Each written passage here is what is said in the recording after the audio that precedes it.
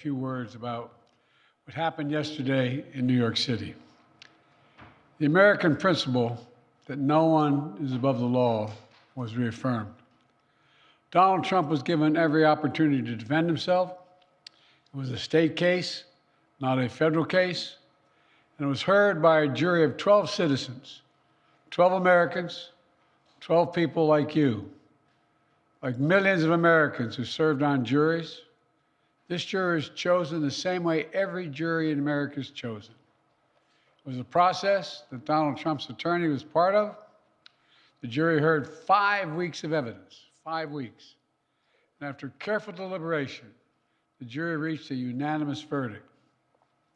They found Donald Trump guilty on all 34 felony counts. Now he'll be given the opportunity, as he should, to appeal that decision just like everyone else has that opportunity. That's how the American system of justice works. And it's reckless, it's dangerous, it's irresponsible for anyone to say this was rigged just because they don't like the verdict. Our justice system has endured for nearly 250 years. And it literally is the cornerstone of America, our justice system. The justice system should be respected, and we should never allow anyone to tear it down. It's as simple as that. That's America. That's who we are. And that's who we'll always be, God willing. Now to another issue. I want to give an update on my efforts to end the crisis in Gaza. For the past several months, my negotiators of foreign policy, intelligence community, and like have been relentlessly focused not just on a ceasefire that would inevitably be fragile and temporary, but on a durable end of the war. That's been the focus, a durable end of this war.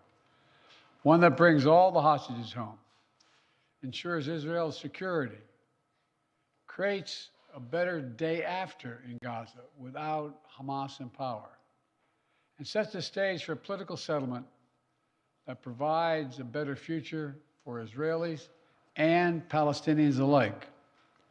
Now, after intensive diplomacy carried out by my team, my many conversations with leaders of Israel, Qatar, and Egypt, and other Middle Eastern countries, Israel has offered a comprehensive new proposal. It's a roadmap to an enduring ceasefire and the release of all hostages. This proposal has been transmitted by Qatar to Hamas. Today, I want to lay out its terms for the American citizens and for the world. This new proposal has 3 phases. The first phase would last for 6 weeks.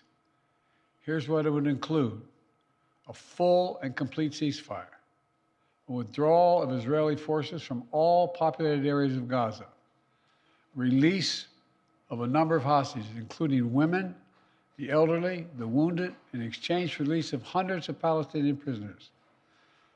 There are American hostages who would be released at this stage, and we want them home.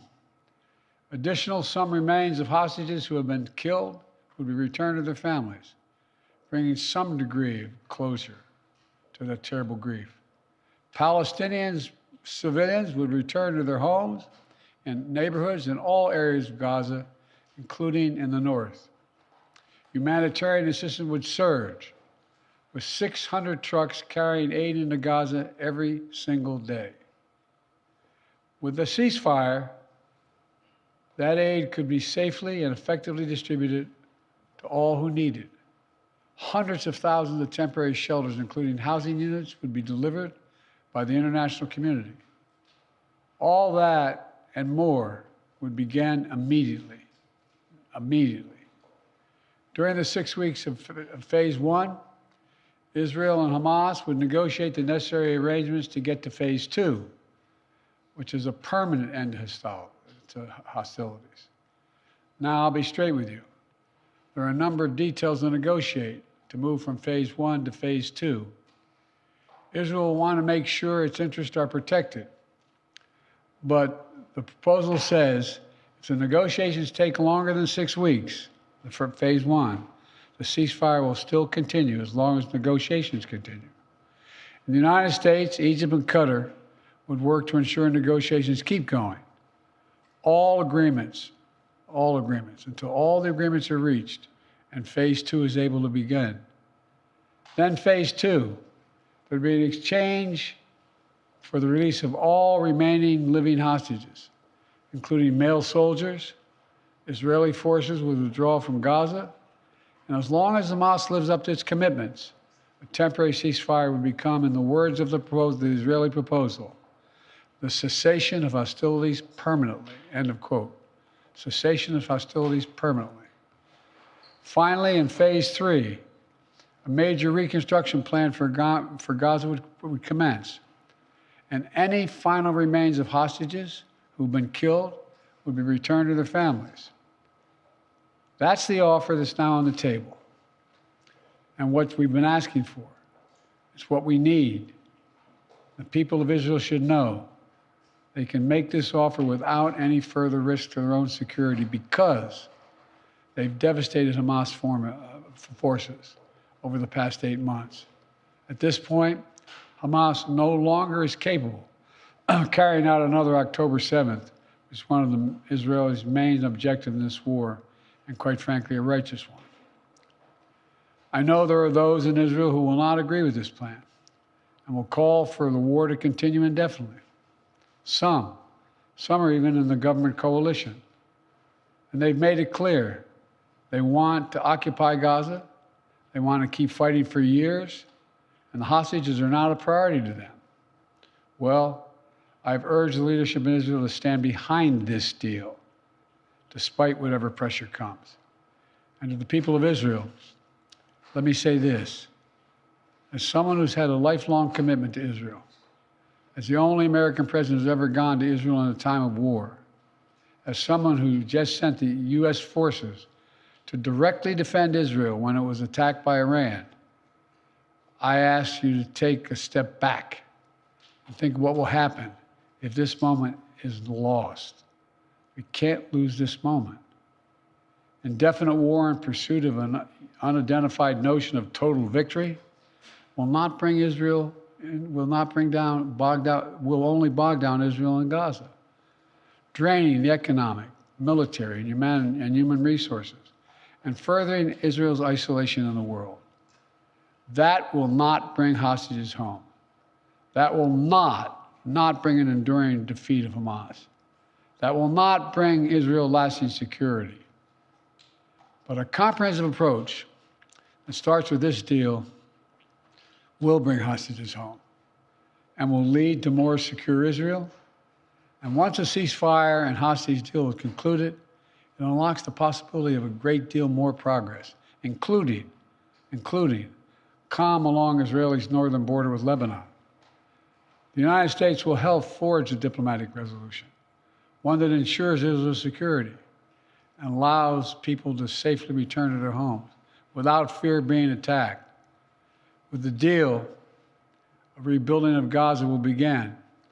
Arab nations and the international community, along with Palestinian and Israeli leaders, to get it done in a manner that does not allow Hamas to rearm.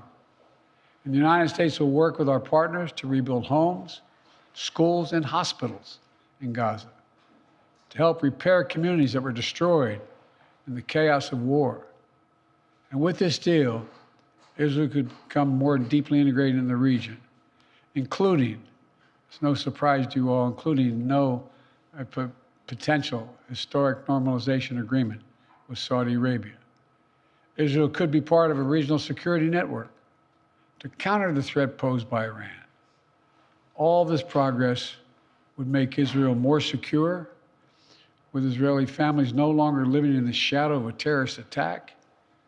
And all this would create the conditions for a different future, a better future for the Palestinian people. One of self-determination, dignity, security, and freedom. This path is available once the deal is struck. Israel will always have the right to defend itself against the threats to its security and to bring those responsible for October 7th to justice.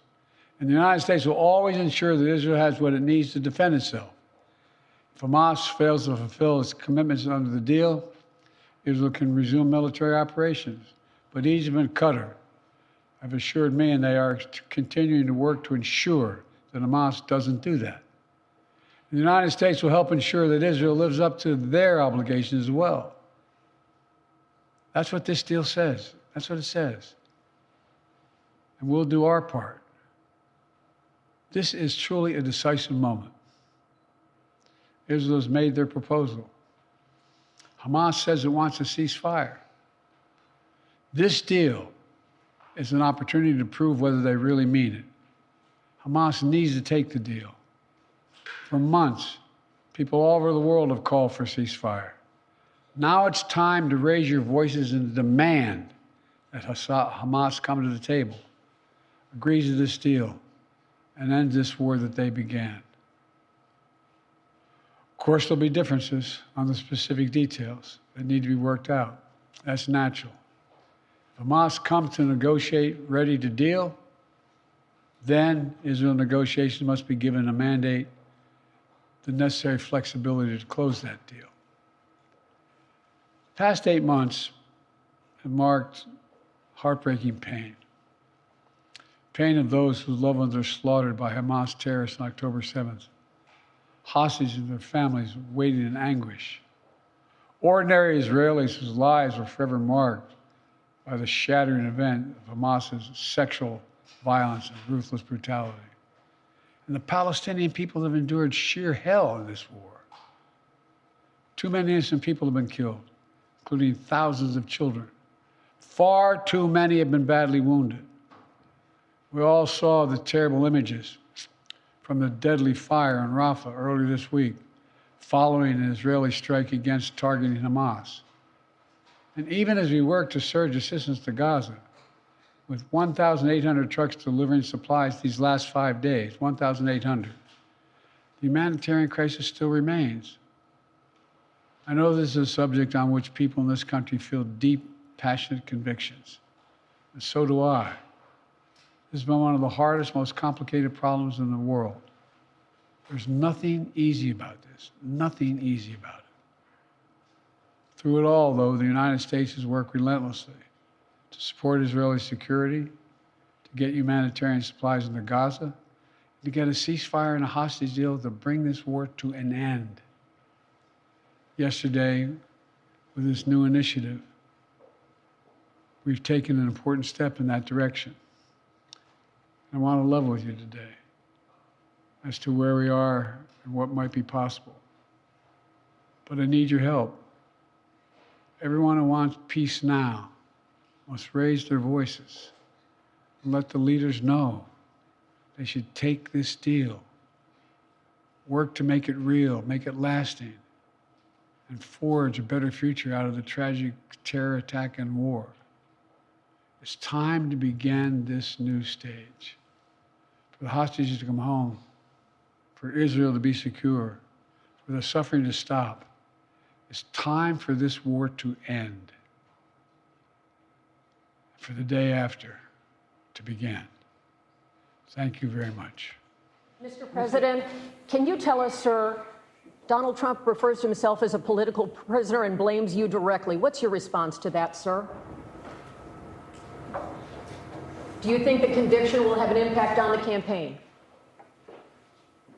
We'd love to hear your thoughts, sir. Should he be on the ballot, sir? Well done.